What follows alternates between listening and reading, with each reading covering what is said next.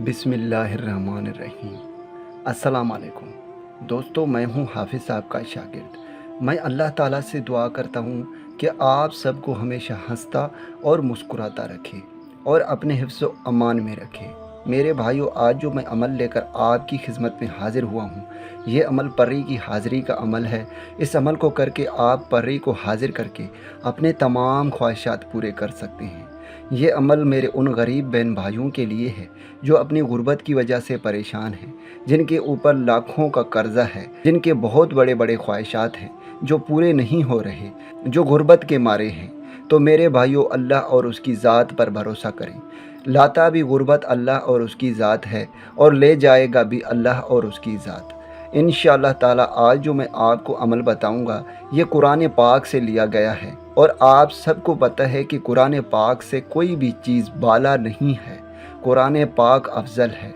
अल्लाह ताला ने अपने हाथ से लिखी है, उसकी हर एक लफ्ज़ तासीर रखता है। तो आज जो मैं अमल लेकर आया हूँ, अगर आप मेरे बताए हुए तरीक़ेकार पर इस अमल को करते हैं तो इंशाअल्लाह ताला आपको कामयाबी मिलेगी।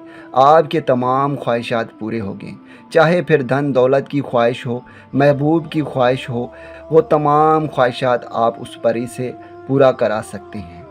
तो मेरे भाइयों, अब चलते हैं अमल की जानिब। इस अमल को लड़का भी कर सकता है, लड़की भी कर सकती है। इस अमल के लिए कोई भी दिन मुकर्रर नहीं है, आप किसी भी दिन इस अमल को कर सकते हैं। इस अमल को आपने रात के वक़्त करना है। करना आपने ये है कि जब आप इस अमल को करेंगे तो आपने अशा की नमाज के बाद इस अमल को करना है। जब आप इस अमल को करेंगे तो आपने अपने कपड़ों पर और अपने जिस्म पर खुशबू लगा देना है और जहाँ पर आप इस अमल को करेंगे तो आपने चारों तरफ खुशबू लगा देना है।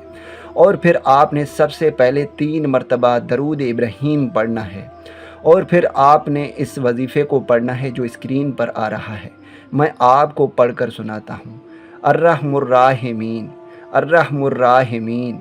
आपने इस वजीफ़े को 921 मरतबा पढ़ना है और आखिर में फिर से आपने 3 मरतबा दरूद शरीफ पढ़ना है। याद रहे, जैसे ही आपकी तादाद कंप्लीट होने के नज़दीक होगा, आपके सामने एक खूबसूरत सी परी हाजिर होगी, लेकिन तब तक आपने उससे बात नहीं करनी जब तक आपका वजीफ़ा कंप्लीट ना हो। अगर आप दरमियान में उससे बात करते हैं तो हो सकता है कि वो वापस चली जाए, कभी भी आपको ना दिखाई दे।